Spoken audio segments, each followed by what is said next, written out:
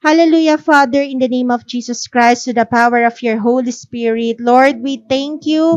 We glorify your name, O God. Lord, maraming salamat, Panginoon, sa iyong kabutihan sa buhay po namin, O God. Lord, salamat, Panginoon, dahil Lord, kahit marami kaming mga struggle sa buhay, Panginoon, pero still nandyan ka para sa amin, para patunayan po sa buhay po namin na ikaw po ay buhay sa aming mga buhay, Panginoon. Lord, tonight, Lord, we submit ourselves, Panginoon, sa inyong salita. I pray, Panginoon, ang bawat isa ay patuloy na ma-equip, O God, ng inyong word, O God. I pray na itong word na mapapakinggan nila, Panginoon, ay magbigay na encouragement, O God, sa kanilang mga buhay, O God. Lord, ikaw po yung magsalita para sa akin. Takpan mo ko, O God, ng inyong glory, ng inyong presensya. Hindi po ang aking kakulangan ang makita, Panginoon, kundi ang kapangyarihan mo, O God, at ang authority mo, Lord God, sa aking buhay. Maraming salamat, Panginoon, and sa lahat ng mga naka-Zoom, I pray for good signal, O God. I pray, Panginoon, na mapakinggan po nila ang inyong salita, Panginoon, ng clear, Panginoon, at walang distraction, O God. Maraming salamat sa katagumpayan ng gabing ito. To God be the glory in Jesus' name. Amen and amen. So, palakpakan po natin ulit si Lord. Ayan, at pwede na po tayo magsiupo. Ayan. Ayan. Okay. So, meron kayong Bible dyan. Next week, magdala na kayo ng ng inyong mga Bible. Okay? Hindi lang ang ating mga cellphone. So, ang ating pag-uusapan ngayong gabi ay makikita sa Jeremiah chapter 17, verse 7 to 8, or sa Tagalog po ay Jeremias.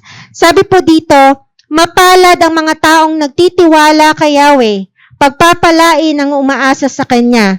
Katulad niya ay isang punong kahoy na nakatanim sa tabi ng batisan, ang mga ugat ay patungo sa tubig. Hindi ito manganganib kahit dumating ang tag-init, sapagkat mananatiling luntian ang mga dahon nito kahit umulan ay wala itong aalalahanin. Patuloy pa rin itong mamumunga. At ang title po ng aking preaching tonight, mapalad ang taong nagtitiwala sa Panginoong Hesukristo. Amen? Mapalad ang taong nagtitiwala sa Panginoong Hesukristo. Sino ba dito yung talagang masasabi niya na buong-buo siyang nagtitiwala sa Panginoon? Amen? So, meron tayong mga pinagdadaanan sa buhay. At doon, kapag tayo ay nakakaranas ng mga problema, kapag tayo ay nakakaranas ng mga pagsubok sa buhay natin, doon matetest po yung trust natin kay Lord. Amen? Doon matitest po yung pagtitiwala po natin sa ating Panginoon. Kasi alam niyo po, sa buhay po natin, marami po tayong pinagkakatiwalaan. At meron po ako 3 nakita na kung ano ang mga pinagkakatiwalaan po natin sa ating mga buhay. Unang-una, ang unang pinagkakatiwalaan po natin sa ating buhay ay ang ating mga sarili. Amen? Tama ba? So, mabuting bagay ang magtiwala sa iyong sarili. Sino pa ba ang unang magtitiwala sa iyo? Siyempre, ikaw. Amen? Kasi, pangit naman kung iba, tiwalang-tiwala sa iyo, pero ikaw, wala kang tiwala sa iyong sarili. Kasi before people trust you, kailangan ikaw muna ay nagtitiwala sa sarili mo. Pero, huwag naman nating sobrahan yung tiwala natin sa sarili natin. Amen? Kasi kapag sobrang tiwala tayo sa ating mga sarili, doon po lumalabas yung hangin or kayabangan po sa buhay natin na hindi na po natin napapansin ang Diyos sa buhay natin. Kasi masyado ka ng tiwala sa sarili mo. Kaya nga, ang sabi sa kanyang salita sa 1 Corinthians chapter 10 verse 12, kaya mag-ingat ang sino mang nag-aakalang siya'y nakatayo at baka siya'y mabuwal. Amen? Kasi meron tayong ugali na minsan dumarating po tayo sa panahon na super or overconfident na po tayo sa ating mga sarili. Na nakakalimutan na po natin na lumapit sa Panginoon, nakakalimutan na po nating magtiwala sa Panginoon. Pero katulad ng sinabi ko kanina, kailangan mong magtiwala sa sarili mo. Pero huwag mo lang siya sobrahan. May nakita na ba kayo na gano'n, yung overconfident? Diba, may mga minsan, mga katrabaho ka, no? Magaling ako eh. Amen? Kahit siya lang. Diba? Kahit wala yung boss niya, kahit wala yung TL niya, basta magaling siya. So, ito yung unang pinagkakatiwalaan natin sa ating mga buhay. Ulitin ko, kailangan mong magtiwala sa sarili mo. Amen? Pero huwag mo lang sobrahan ang pagtitiwala sa sarili mo. So, pangalawa nating pinagkakatiwalaan, syempre kapwa mo. Amen? Kailangan din po talaga nating magtiwala sa kapwa po natin. Kasi kapag wala po tayong tiwala sa ating kapwa, lagi po tayong parang gusto natin lagi tayong mapag-isa. Amen? Kasi parang lahat na lang meron kang issue sa tao. Ayaw mong lumapit sa isang tao na to kasi wala kang tiwala sa kanya, lalo na kapag nasira na yung tiwala mo. Amen? Pero tandaan po ninyo, okay po din ang magtiwala sa kapwa po natin, pero wag mo lang din sobrahan. Amen? So, yan, tayo, sabi nga, mabuting bagay din ang magtiwala sa ating kapwa. Kasi, di ba, nilalang tayo ng Panginoon dahil hindi lang para sa sarili natin. Di ba? Bakit pa naglalang ang Diyos ng mga tao pa? Sana ikaw na lang ang binuhay sa mundong ito. Di ba? Kung hindi rin naman ipagkakaloob ng Diyos yung mga taong pagkakatiwalaan po natin. Kasi ang mga tao sa paligid natin, lalo na yung mga pares po natin sa pananampalataya, ay makakatulong po sa pananampalataya natin. Pero katulad ng sinabi ko, huwag nyo lang sobrahan yung pagtitiwala sa kapwa ninyo. Or sabihin natin yung kapwa natin, ito yung mga kaibigan mo, diba? Yung pamilya mo, yung boyfriend or girlfriend mo, or kung sino pa man. Tama? Kaklase mo, masyadong kang tiwalang-tiwala sa kanila. Pero sa Diyos, hindi mo binibigay yung buong tiwala mo. Kaya sabi sa kanyang salita sa Jeremiah chapter 17, verse 5 to 6, sinasabi ni Yahweh, ayan, susumpain ko ang sino mang tumalikod sa akin at nagtitiwala. Ayan o, grabe. At nagtitiwala sa kanyang kapwa-tao, sa lakas ng mga taong may hangganan ng buhay.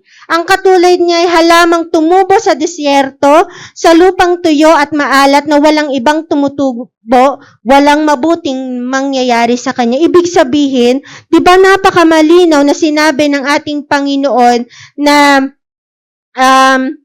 susumpain niya ang nagtitiwala sa kanyang kapwa.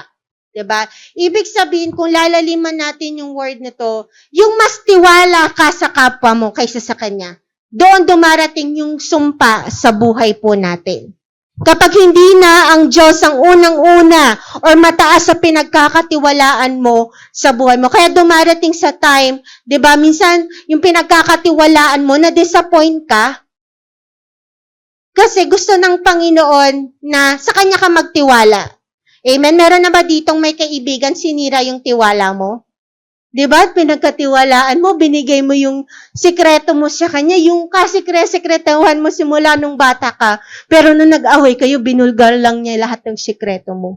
Diba? Kasi dumarating po tayo sa panahon na ganun kasi super po tayong nagtitiwala sa kapwa po natin at hindi na po sa Panginoon. So, pangatlo nating pinagkakatiwalaan sa ating mga buhay ay yung kayamanan natin. Pag sinabing kayamanan, kung ano yung meron ka ngayon. Pwedeng pinagkakatiwalaan mo is yung mga achievements mo. Pwedeng pinagkakatiwalaan mo yung trabaho mo. Diba? O kaya naman, pinagkakatiwalaan mo yung business mo. Or pinagkakatiwalaan mo masyado yung pag-aaral mo. Amen? So, minsan, lalo na sa mga nagtatrabaho, mas tiwala kayo sa trabaho ninyo kaysa mas may tiwala kayo sa Diyos. Yung mga taong masyadong tiwala sa Diyos, ay tiwala sa trabaho niya, hindi niya, alam mo yun, yung mas pinagpapalit niya ang araw ng linggo para sa trabaho. Diba? Hindi maibigay yung araw ng linggo para sa Panginoon. Yun yung masyadong tiwala sa trabaho. Kasi sabi nga, ito yung magbibigay sa atin ng source of income. Yes, totoo po yun. Pero sino ba ang higit na nakakapagbigay sa atin ng source of income? Kundi si Lord.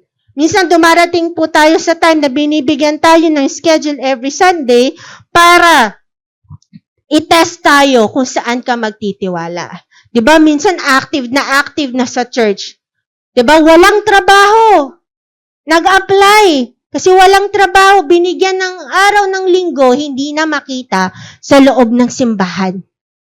Amen? Pinagpalit na si Lord, katulad ng sinasabi ko dati, pinagpalit si Lord sa 10,000 pesos.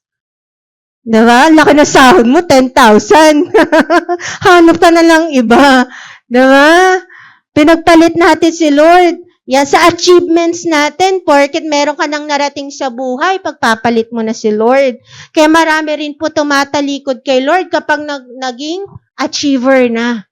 Kapag may narating na sa buhay.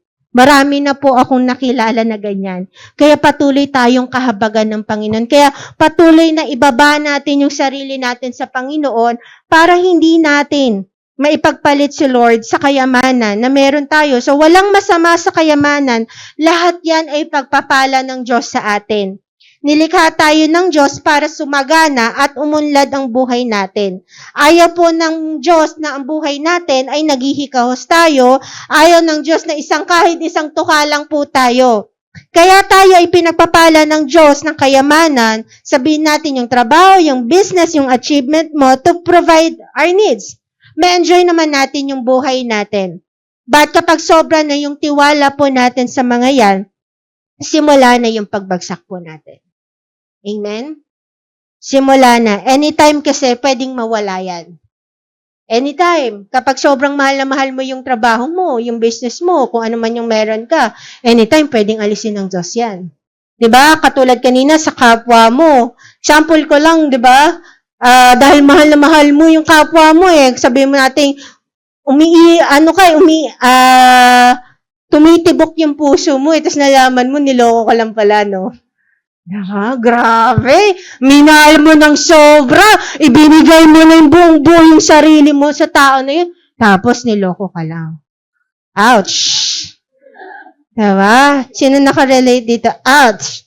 Diba? Pinagpalit ang magulang, pinagpalit ang kaibigan, higit sa lahat, pinagpalit ang pananampalataya dahil sa kapwa mo.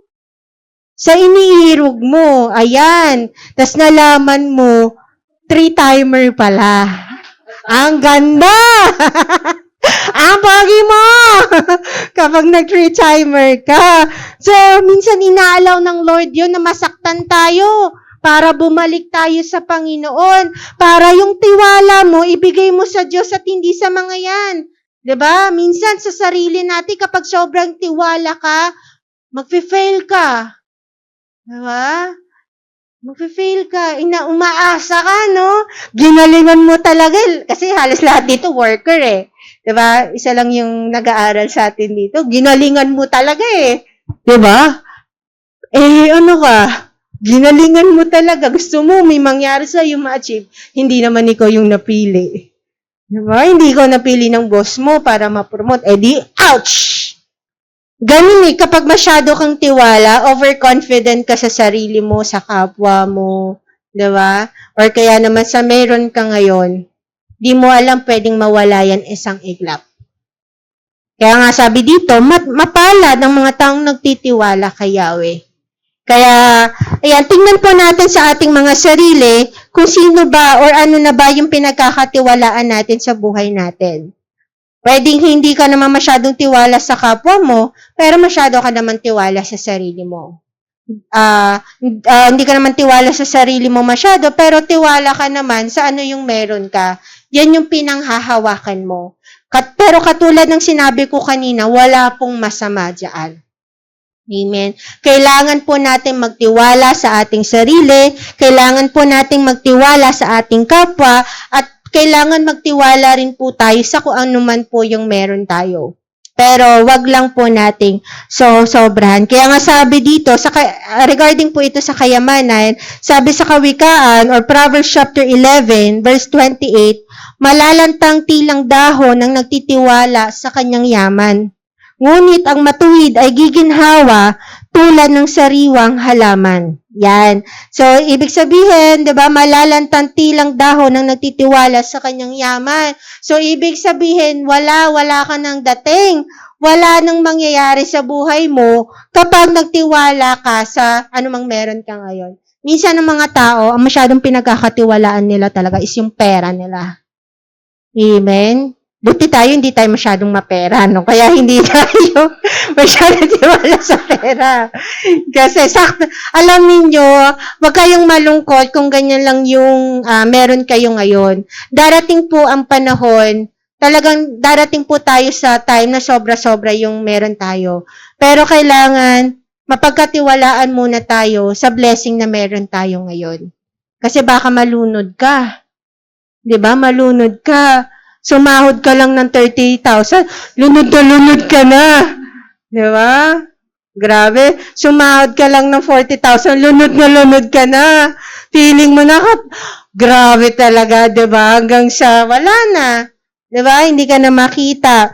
So, alam ninyo, share ko lang kasi nung nakaraan po, bumili po yung pinsan ko ng sasakyan. So, kasama po ako doon. Then, ako rin po yung nag-dedicate nung car po nila.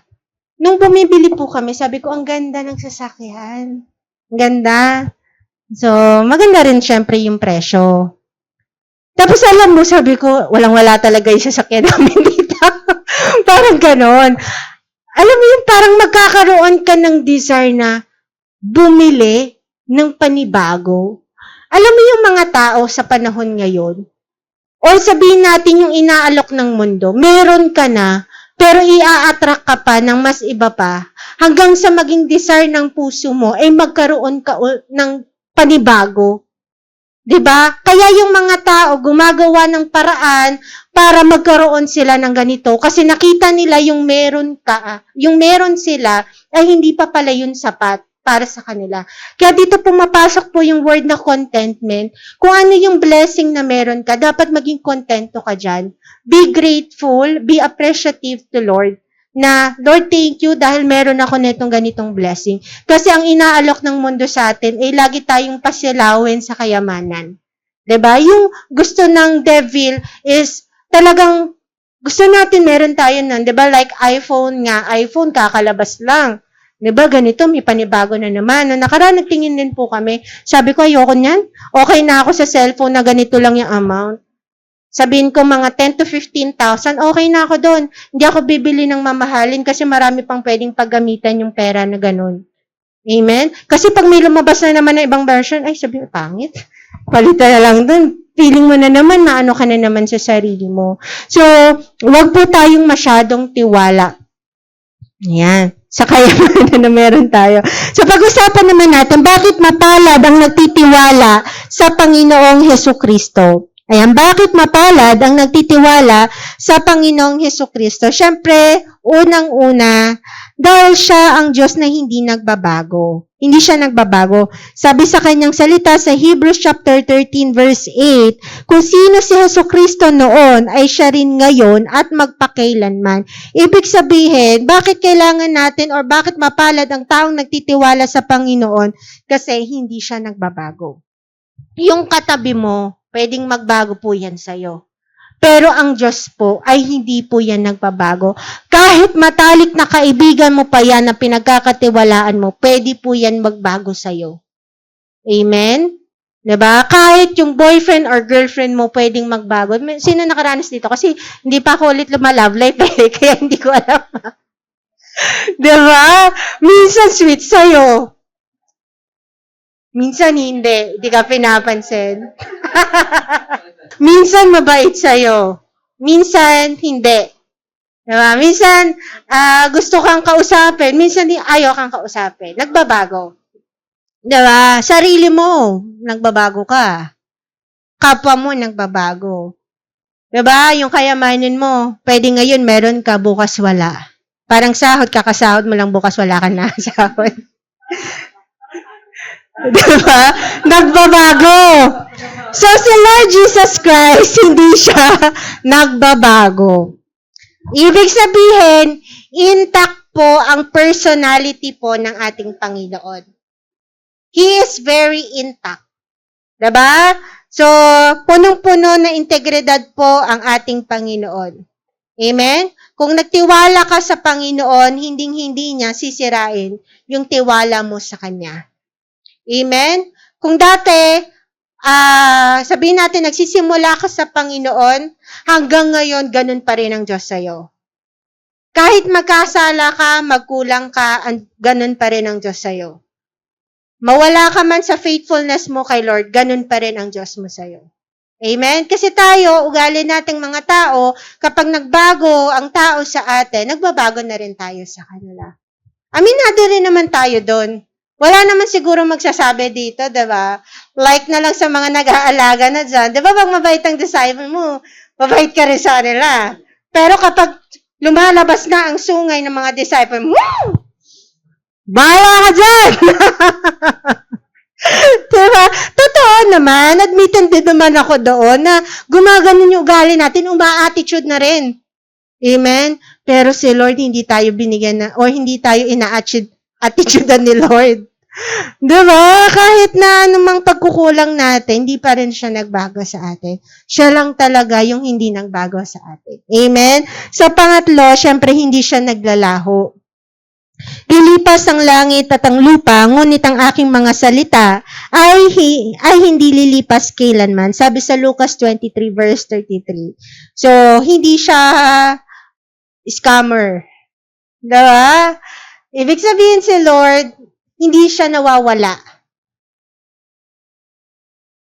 Minsan, meron tayong mga pinagkakatiwalaan, bigla na lang naglalaho ng isang bulak. Parang kahapon kausap ko lang siya. Bakit ngayon? Bakit hindi ko na siya mahagilap? Busy. Tapos, ang dami na sinasabi, diba? Busy na, diba? Si Lord hindi siya naglalaho, kaya dapat magtiwala ka sa Panginoon. Lagi siyang present sa buhay mo. Amen? Present lagi sa iyo si Lord. Hindi siya nag-a-absent. Hindi siya nalilate. Diba? Si Lord nandyan siya.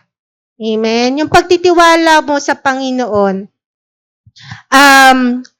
yung binibigay niya sa iyo na pagkatiwalaan mo ko anak, mananatili at mananatili yon sa buhay mo. Pero depende pa rin yon kung paano mo itatrato ang Diyos sa buhay mo. Minsan kasi may mindset tayo, feeling natin naglaho ang Diyos sa atin. Pero totoo naman, hindi naman talaga naglaho ang Diyos. Hindi siya nawala. Hindi siya umalis sa eksena sa buhay mo. Ang nangyayari lang, kaya hindi natin maramdaman yung pagsama ng Diyos sa buhay natin kasi umalis ka sa path ng Lord na binibigay niya para sa'yo. Amen? Ikaw talaga yung naglaho. 'Di ba? Naglaho na, isang bula. 'Di ba? Kapag masyado kang tiwala sa kapwa mo, pwedeng maglaho yan. Amen? Hindi mo na makita kinabukasan. Yan din yung natutunan ko kapag nag-start na ako kay Lord, okay na magtiwala, pero wag naman talaga yung sobra. Kasi mamaya yung pinagkakatiwalaan mo, isang araw di mo na makita. Masaktan ka. Di dinamdam mo, hanggang sa hindi ka na nag-serve. Kung hindi ka man naglilingkod, nakakulong ka na sa kwarto mo. Kasi iniwan ka na. Hiniwalayan ka na, naglaho ng isang bula. Diba yung mga ganun? Kaibigan mo, nagtiwala ka, tapos biglang naglaho. Diba yung mga ganung bagay? So, hindi siya naglalaho. So, pangatlo, syempre, hindi siya nagkukulang. Bakit kailangan mo magtiwala sa Panginoon? Or bakit mapalad ang nagtitiwala sa Panginoon? Kasi hindi siya nagkukulang sa'yo.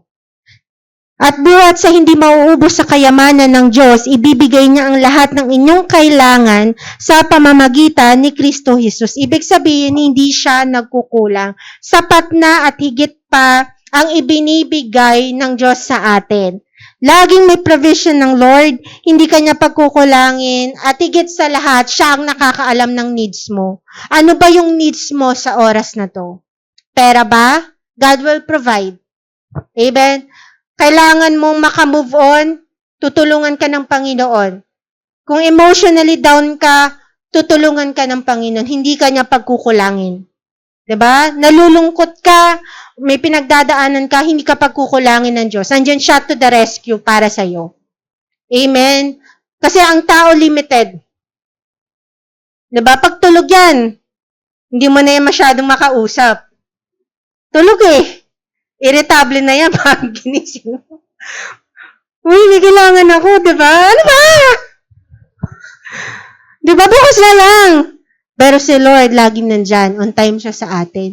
Hindi niya tayo pagkukulangin. Tayo lang ang nagkukulang sa Panginoon. Minsan, nakakaramdam tayo na feeling mo kulang yung binibigay ng Lord sa'yo kasi hindi ka marunong makontento.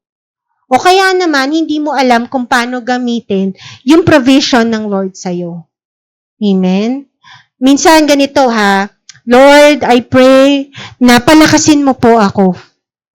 Palakasin mo po ako physically, spiritually, Lord, palakasin mo po ako. Pag pinalakas niyo po ako, Lord, maglilingkod po ako sa inyo. Eh, di pinrovide ni Lord. Kasi sabi mo gano'n naman si Lord Pero nung lumakas ka na, saan ka pumunta? Ang tanong, ginagamit mo ba yung lakas mo para sa Panginoon or ginagamit mo sa isang bagay? Lord, I pray, bigyan mo ako ng trabaho. Lord, bigyan mo ako ng trabaho, Lord God. Pero ang tanong, nung nagkatrabaho ka, saan ka na? Diba? Tapos pagdating na ng gawain, magre-reklamo kayo, nakakapagod Diba? Re-reklamo kayo. Diba dapat kahit may trabaho o wala ka, parehas pa rin yung commitment mo kay Lord. Dapat marunong kang mag-adjust kay Lord. Amen? Tapos, binlas ka na ng Lord, sasabihin mo, busy ka. Busy ka sa pag-aaral mo, busy ka sa pagtatrabaho mo, hiniling mo yan kay Lord, pero nung meron ka na, binigay ng Lord sa'yo, hindi mo na magampanan yung dapat na gampanan mo pa for the Lord. Kaya nagkakaroon tayo ng emptiness Diba? Kaya kahit meron ka niyan, ng mga gusto mo, hindi ka pa rin masaya. Feeling mo kulang ka pa rin. Amen? Kaya wag natin gagawing dahilan yung trabaho natin, yung pag-aaral natin, para wala tayong time kay Lord. Diba? Marami na pong ganyan. Magaling lang sa umpisa, magaling lang magsalita. Kaya nga sabi daw ang pulpito daw, ang pinakamaraming tumayo na sinungaling daw sa pulpito. Ha? Iyak ba dito sa harapan Pag pero pag nandyan na, wala na. Diba? Hindi naman nagkulang ang Diyos Diba? Hindi nagkulang ang Diyos sa atin. Kung ikaw ay lumalalim na sa faith mo for the Lord, maiintindihan niyo ito. Diba? Maiintindihan nyo na ang Diyos ay kailanman ay hindi nagkulang sa atin.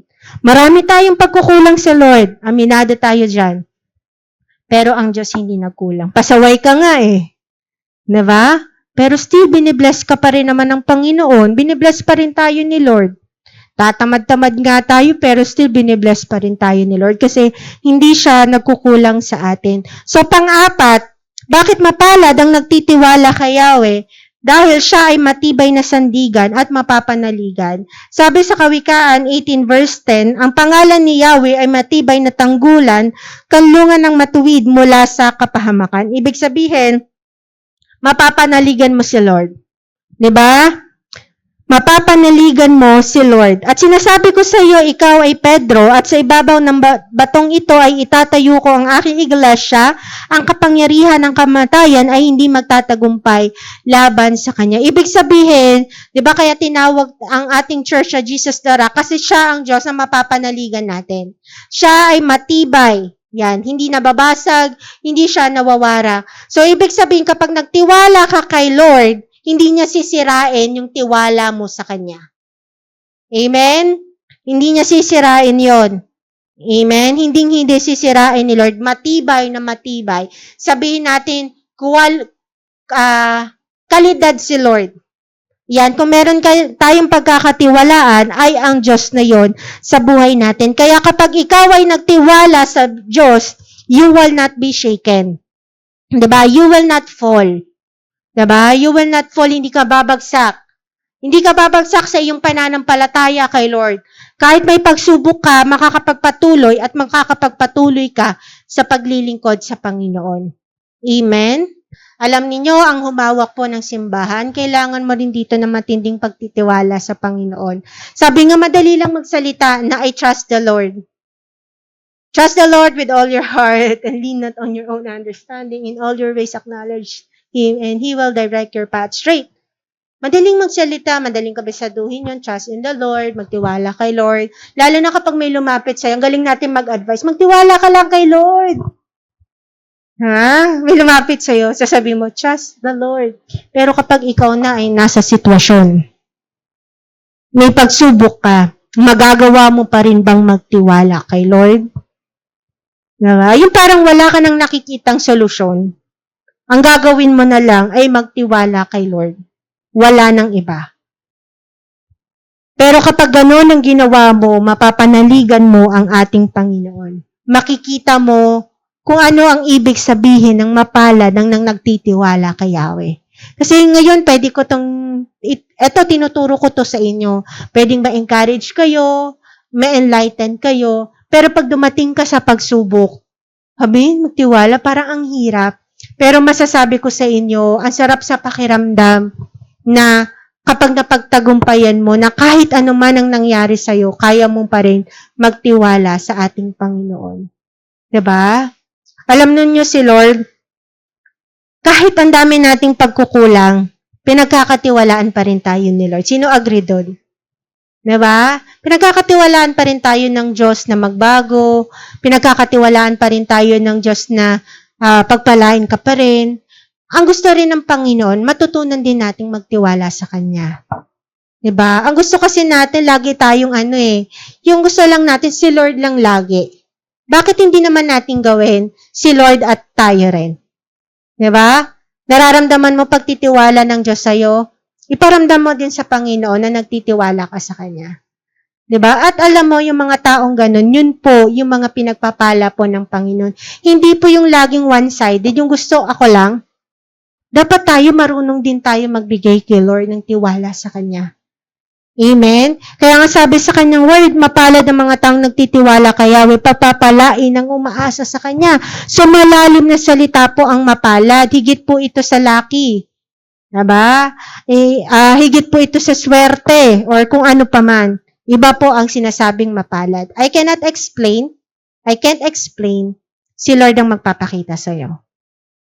Ang Diyos ang magpapakita sa inyo, hindi ako ang magsasabi nun. Kasi iba-iba ang kaparaanan or ang ways ni Lord sa buhay natin. Ito, yung sinasabi ko, katiting lang po ito. Pero mas maganda, kayo mismo ang makatuklas. Kayo ang makakita or kayo ang makaranas na bakit nga pala pinagpala ang mga taong nagtitiwala kay Yahweh. Kayo, si Lord mismo ang magpaparanas po sa inyo. Diba? Iba kasi pag ikaw mismo ang naka-experience. Amen? Kaya patuloy tayong magtiwala sa Panginoon dahil mapalad ang taong nagtitiwala sa Panginoong Hesukristo. So, i-recap ko lang, last na yun. O, diba? Bilis natin matapos. So, bakit mapalad ang mga nagtitiwala sa Panginoong Hesukristo? Number 1, dahil siya ang Diyos na hindi nagbabago. Pangalawa, hindi siya naglalaho. Pangatlo, hindi siya nagkukulang. At pang-apat, siya ay matibay na sandigan at mapapanaligan. At ang ating conclusion, hindi sisirain ng Diyos ang tiwala na binibigay mo sa Kanya, kaya higit mo siyang pagkatiwalaan sa buhay mo dahil siya ang Diyos na mapagkakatiwalaan at tunay na maaasahan. Ulitin ko, hindi sisirain ng Diyos ang tiwala na binibigay mo sa Kanya, kaya higit mo siyang pagkatiwalaan sa buhay mo dahil siya ang Diyos na mapagkakatiwalaan na tunay na maaasahan. Amen? Kaya pagkatiwalaan mo ang Diyos sa buhay mo. At ang Diyos na magparanas sa iyo kung ano ang resulta ng pagtitiwala mo sa Kanya. Amen? Amen? So, kung meron ka may pinagdadaanan ka ngayon, tiwala ka lang kay Lord. Okay? Magtiwala ka sa sarili mo, kailangan mo yan. Magtiwala ka sa kapwa mo, kailangan mo yan. Kailangan mo rin magtiwala sa meron ka ngayon, pero higit mong pagkatiwalaan ng Diyos sa buhay mo. Kasi kailangan natin yung tatlo na yan. Amen? Diba? Like, paano ka makakapag-apply sa trabaho kung mahina loob mo? Wala kang tiwala sa sarili mo. Amen? So, kailangan natin yung tatlong yan. Pero higit mong pagkatiwalaan ang Diyos sa buhay mo. So yun lang, nawa na pagpala kayo sa mensahe ng Diyos. Palakpakan po natin si Lord. Amen. At binabalik ko na po sa ating MC. Wala na po tayo take away. So kapag take away ka pa.